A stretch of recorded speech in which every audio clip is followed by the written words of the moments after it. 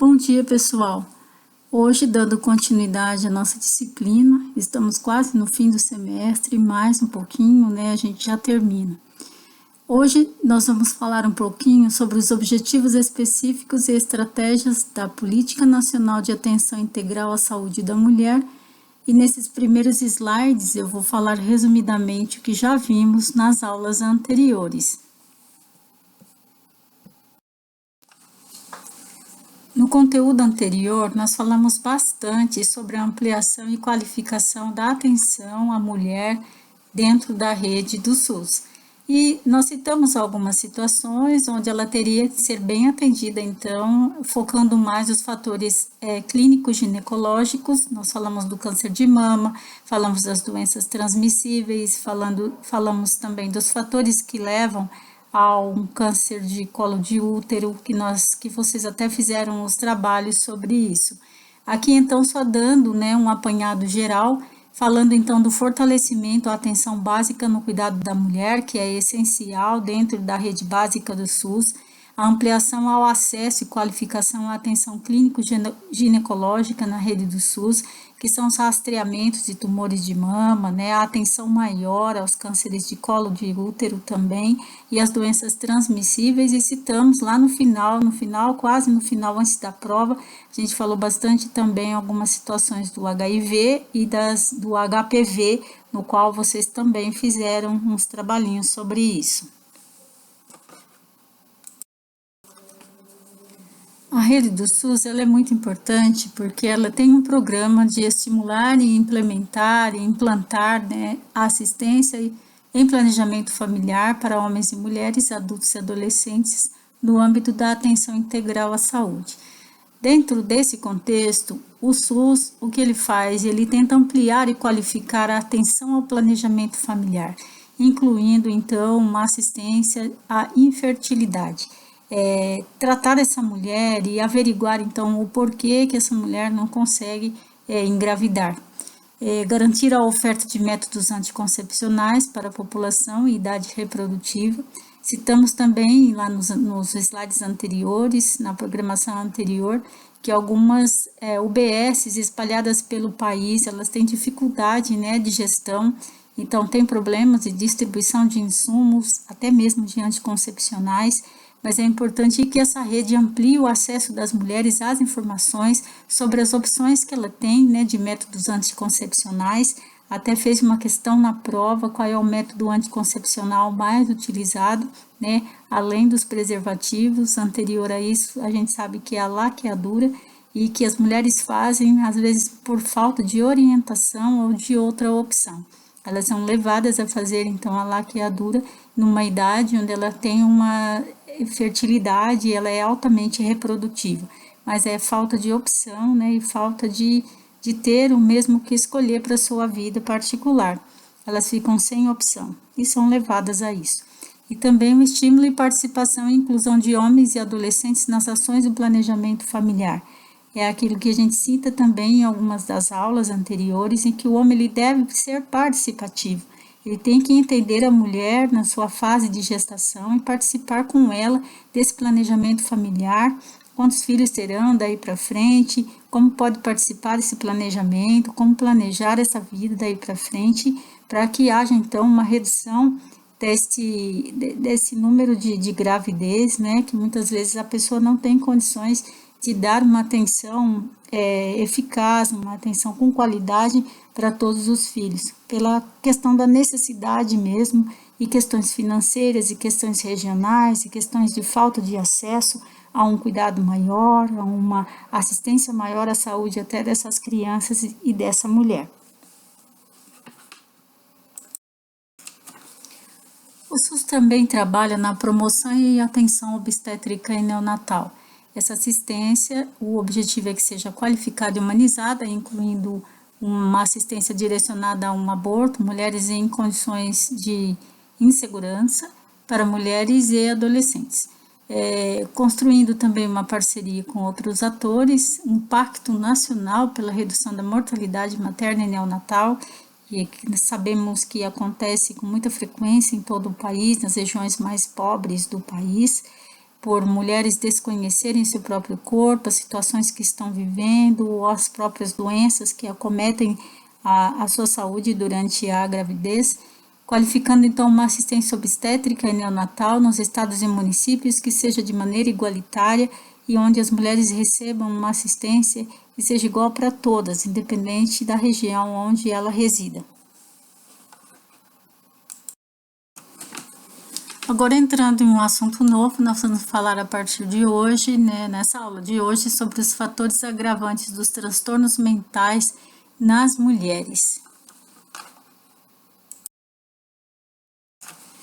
Desde sempre, a mulher se permanece altamente ocupada. Ela possui múltiplas tarefas, ela tem que desenvolver e desempenhar múltiplos papéis diante da sociedade. A mulher pode ser mãe, ela pode trabalhar fora, ser uma executiva, ser uma engenheira, ser uma enfermeira, ser uma médica, e ela também cuida da casa, ela tem triplas atividades. Assim, às vezes ela esquece de cuidar da própria saúde, de olhar para si mesma e verificar que algo não está indo bem. Geralmente, o ambiente externo ao redor da mulher pode estar até organizado e bem cuidado, mas existe um processo interno de adoecimento que ela não está reconhecendo. Algumas coisas, alguns transtornos, alguns desentendimentos internos, alguns processos de desequilíbrio interno, ela não está conseguindo perceber e isso acaba desenvolvendo um adoecimento psíquico.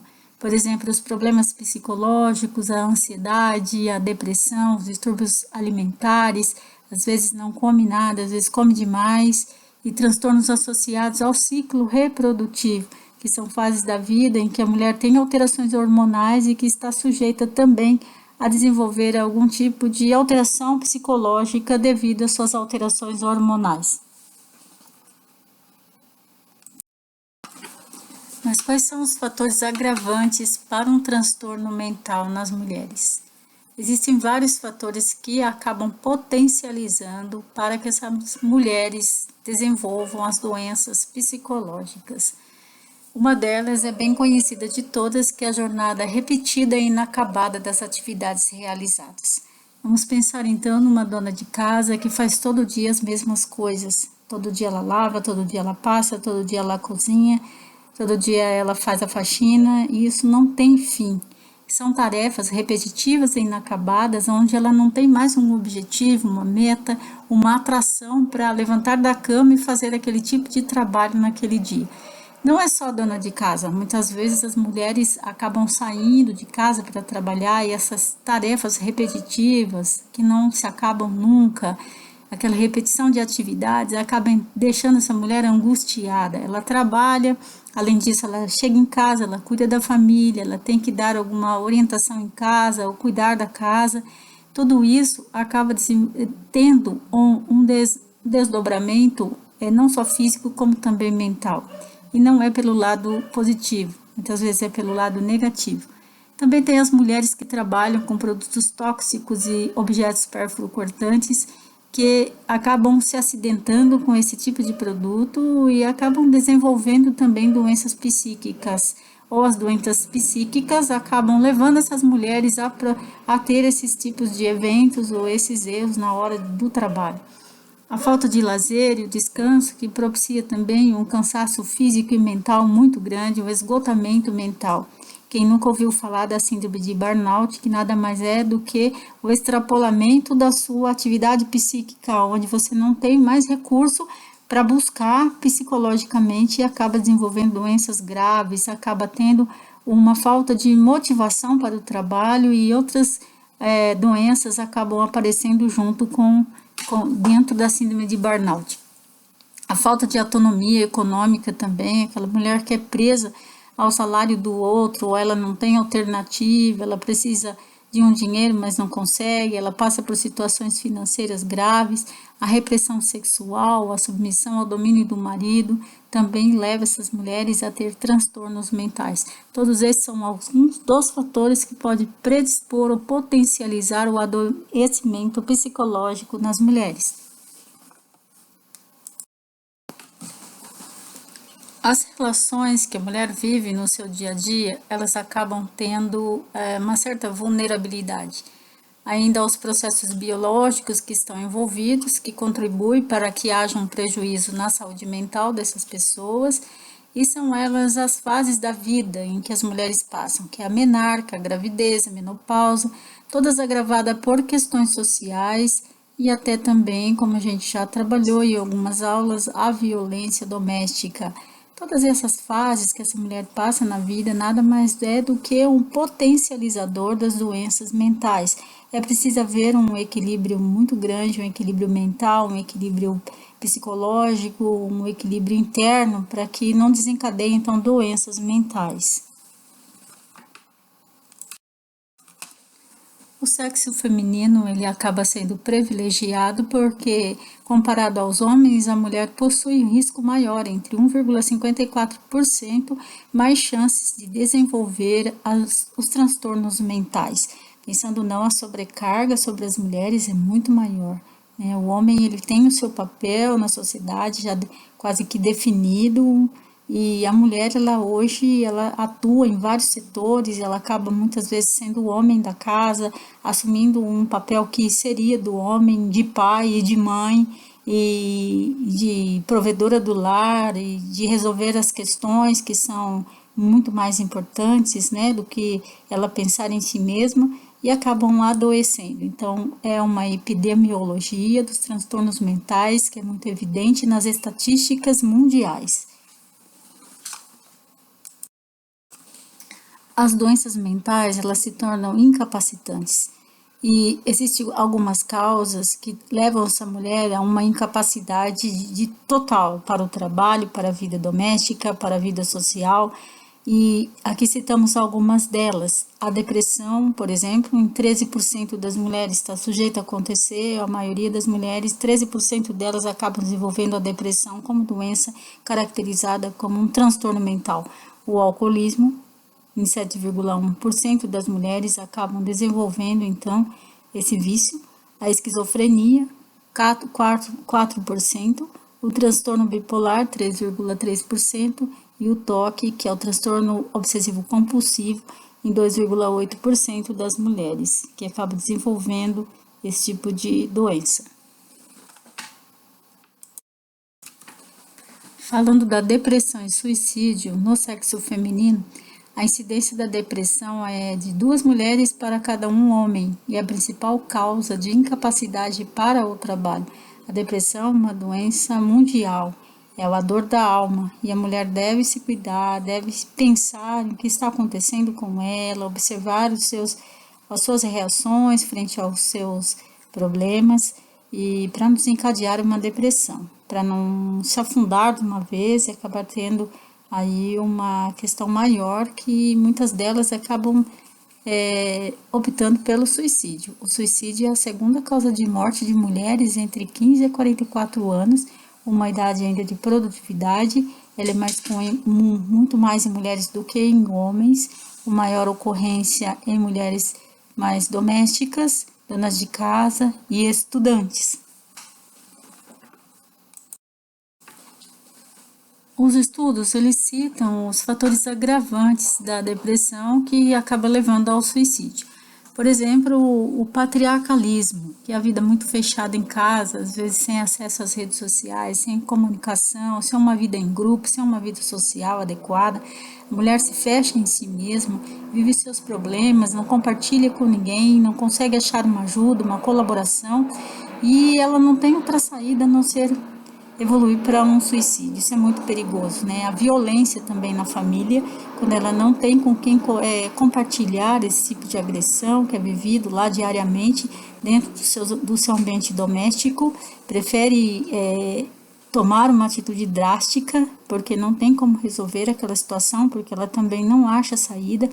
Vítimas de abuso físico, psicológico e violência sexual são mulheres que estão bem propensas a entrar em depressão e cometer um suicídio posteriormente. Além da depressão, existem os transtornos mentais comuns e a sua incidência. Transtorno de humor depressivo, o humor ansioso, apresentando sintomas como nervosismo aparente, um estresse que nunca passa esse estresse, uma tristeza muito grande, uma angústia muito grande que não tem explicação, uma irritabilidade que também não tem motivo, um choro fácil em qualquer momento, qualquer situação é um motivo para choro. E os sintomas somáticos, como dor de cabeça, insônia, dor estomacal, cansaço e perda de ânimo, são situações que estão muito associadas uma à outra e acaba mostrando uma característica de mulher totalmente transtornada mentalmente, psiquicamente, que precisa de uma ajuda urgente. Quanto aos transtornos de ansiedade, eles são mais comuns às fobias de animais, do escuro, de lugar fechado, entre outros. Existe até a fobia social, onde as mulheres elas se isolam, a pessoa se isola, não quer ver ninguém, não quer conversar com ninguém, nada para ela está bom, e ninguém também apresenta uma certa confiança. Essa mulher acaba tendo um isolamento social total. Existe também os transtornos mentais associados à fase do puerpério. Além dos variados papéis que a mulher realiza, os fatores fisiológicos e hormonais, eles podem colaborar para o desenvolvimento do adoecimento da saúde mental. Por exemplo, na tristeza pós-parto, acomete mulheres em 26 a 85% delas e dura de 1 a 10 dias. Essa tristeza pós-parto, até que ela não dura muito, ela é perceptível e é um tipo de transtorno mental. A depressão pós-parto vai ficando mais grave. Da tristeza ela passa a depressão. A depressão pós-parto ela dura mais de 3 a 6 meses. São momentos de muito perigo para essa mulher. Muitas mulheres elas se isolam, elas recusam o filho, o contato com o filho, e a prevalência de 10% a 15% das mulheres que tem essa duração aí até 6 meses e que precisa ficar num tratamento rigoroso, uma observação constante, porque nessas fases de depressão profunda, essa mulher pode também levar a optar por um suicídio. E a psicose pós-parto, que é um tanto mais grave ainda, e ela é recorrente, com um acometimento de 0,2% das mulheres. Apesar de o índice ser pequeno, parecer pequeno, muitas mulheres acabam desenvolvendo a psicose pós-parto.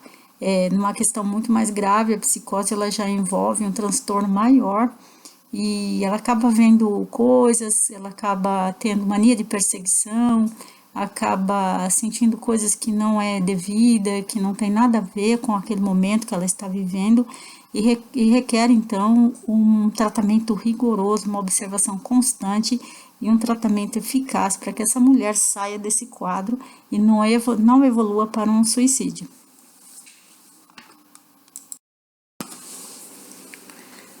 Diante dessas doenças, pensamos então nos fatores de proteção para que a mulher não desenvolva uma saúde mental adoecida. Por exemplo, estimular uma boa autoestima, olhar para si mesmo, reconhecer o seu valor, as suas capacidades, as suas habilidades e viver em um meio onde eleve a autoestima dessa mulher, não jogue ela mais para baixo ainda do que ela já está. Às vezes um meio familiar, ele acaba aumentando mais essa baixa autoestima. A resiliência emocional, ela entender o que está acontecendo com ela mesma, é ter a capacidade de olhar para dentro de si mesma e poder superar situações adversas, mas sempre contando com a ajuda de um profissional, que seja ele psicólogo ou um psiquiatra, se for necessário. Nós, como enfermeiras, quando estiver à frente de uma mulher com esses tipos de transtornos, dentro de uma UBS, de uma unidade de internação, dentro de uma UTI, que não é difícil acontecer isto, passar a bola, então, chamar uma especialidade para verificar o que está acontecendo com essa mulher. Nós vamos até o momento em que a gente detecta que o humor está alterado, que a sua situação está um pouco complicada, que ela não consegue manter um padrão de equilíbrio mental, e fica irritada com muita facilidade, talvez por conta da doença, dos problemas que está enfrentando. Então, o enfermeiro ele tem essa capacidade, essa autonomia de chamar, então, um especialista, seja ele psicólogo, seja ele psiquiatra, para avaliar essa mulher.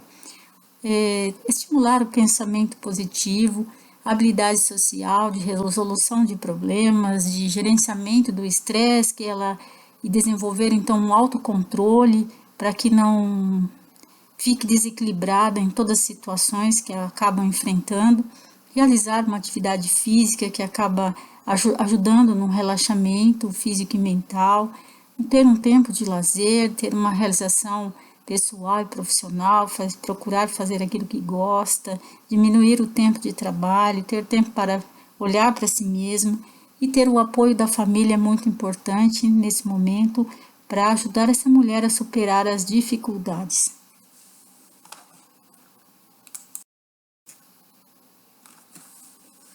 As políticas públicas, elas têm um papel muito importante na questão da saúde mental das mulheres. No âmbito das conquistas legais da área da saúde mental, podemos citar a promulgação da Lei 10.216, que dispõe sobre a proteção e os direitos das pessoas portadoras de transtornos mentais e redireciona o modelo assistencial em saúde mental.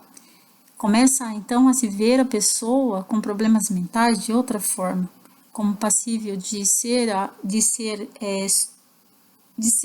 assistida de forma adequada, na sua individualidade, com toda a integralidade possível. Os centros de atenção psicossociais que existem nas grandes cidades, que são chamados de CAPs, eles estão lá existem enfermeiros também que têm um papel muito importante nos CAPs, e eles têm buscado assistir as mulheres com transtornos mentais, mas vendo essa mulher de uma forma integral, de maneira ou de forma holística, como um todo, vendo a sua história de vida, vendo as suas capacidades, habilidades, vendo as suas atividades e vendo o que essa história trouxe durante o decorrer desse tempo e que acabou desencadeando nessa mulher o transtorno mental. Quando inseridas em CAPs, as mulheres acabam tendo uma atenção maior, mais apropriada para a parte mental, e elas são acompanhadas em um serviço com todas as características clínicas, onde buscam a reabilitação psicossocial. Tradicionais. O fator importante aí é que o trabalho é feito para integrar novamente essa mulher na sociedade. Ao mesmo tempo, a partir da sua própria autonomia, parceria da família e a equipe de referência. É estabelecida uma linha de atendimento em uma rede com as unidades básicas de saúde, os ambulatórios de saúde mental, para os cuidados clínicos geral, ginecológico, de outras especialidades que são necessárias para a mulher naquele momento. Muitas doenças, como a gente já falou lá na frente, psíquicas acabam tendo os transtornos também físicos, que são somatizações das doenças.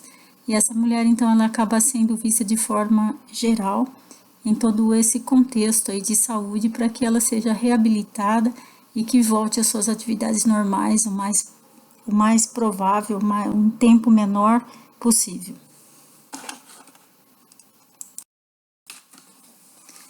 Com as elaborações dos CAPs, que foi um estímulo ou uma iniciativa do SUS, constata-se, portanto, que a mulher acabou ganhando voz e pode ser compreendida em suas dores físicas e psíquicas.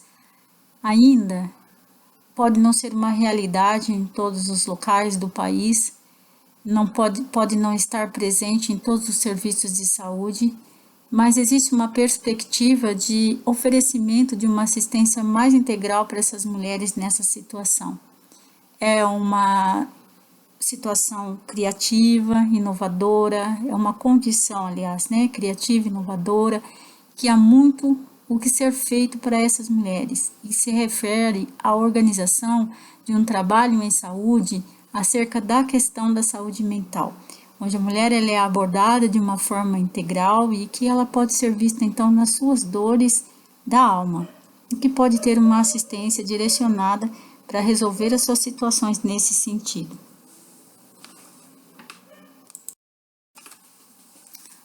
que esse programa tem, né, de especial, esses profissionais que trabalham relacionados à assistência à doença mental, principalmente focado na mulher? Ele acaba entendendo que, para além dos problemas psíquicos que essas mulheres apresentam, atrás disso existem várias coisas que podem acometer essa mulher e potencializar essas doenças, como a pobreza, né, a dependência econômica, a dupla jornada de trabalho, a violência, a discriminação, a falta de ter o que comer às vezes, ou seja, a distribuição desigual das tarefas no ambiente doméstico também pode afetar significativamente e diretamente a saúde dessas mulheres nas diversas etapas da vida.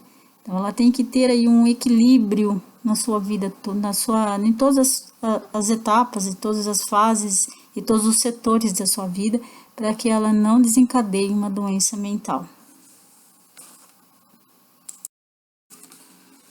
Algumas experiências de atenção integral do SUS relacionadas às redes, que são os CAPs, eles vêm mostrando, assim, são situações mais complexas e inovadoras que vêm abordando a promoção e cuidado da saúde mental a partir de ações que são articuladas com diferentes serviços.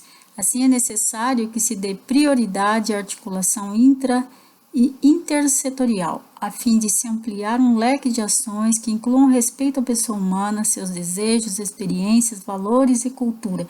Então, a mulher ela é atendida, por exemplo, numa UBS, e ela é direcionada para um especialista. Se ele sentir a necessidade de um aprofundamento, de uns diagnósticos mais aprofundados ou de um tratamento mais adequado, essa mulher vai ser direcionada para essas redes do CAPS e lá ela vai ter um suporte maior. Lá ela tem uma equipe multidisciplinar, principalmente composta por psicólogos e psiquiatras, e ela vai receber um atendimento direcionado à sua queixa maior, o seu problema maior, que são os distúrbios mentais. Por fim, o que entende-se de tudo isso, né? Que se enfatiza que as discussões pertinentes à assistência integral à saúde da mulher, elas vão exigir necessariamente muitas reflexões que se relacionam à melhoria da formação dos profissionais em saúde, que sejam profissionais especializados para atender essa mulher em qualquer âmbito de saúde, seja primário, secundário, terciário, a valorização do trabalho interdisciplinar, onde as profissões se completam, onde elas interagem, onde elas articulam a mesma situação para um objetivo maior, que é um tratamento, uma saúde saudável. A mulher ela precisa de atenção integral em todos os aspectos da sua vida. E as políticas públicas elas devem favorecer esses caminhos para que essa mulher viva toda a sua vida, desde a infância até o seu envelhecimento, com uma saúde psíquica e física totalmente saudável.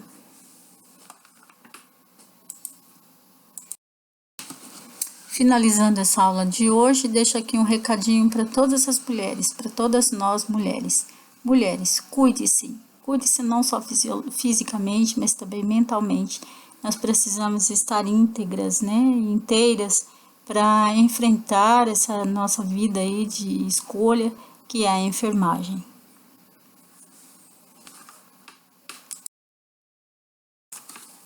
Para finalizar a aula de hoje, eu trouxe então essa atividade. Eu gostaria que vocês escolhessem, diante da aula que foi dada agora, uma doença mental que mais chamou a atenção, que foi citada nesta aula e que acomete as mulheres, e que faça um resumo, então, contendo um conceito da doença, né, do que se trata essa doença, como ela acontece, os sinais e sintomas, alguns sinais e sintomas mais relevantes, os diagnósticos, como que essa mulher diagnostica, então, essa doença, como que ela trata essa doença e que cuidados de enfermagem você daria para essa mulher, tá? Envie para o meu e-mail em até 10 de maio. Esse é um trabalho individual e vai compor a nota final do semestre, tá? E vai ser, então, associada, somada e dividida, valendo pontos para a última avaliação, tá bom? Bom dia a todos, muito obrigada pela atenção.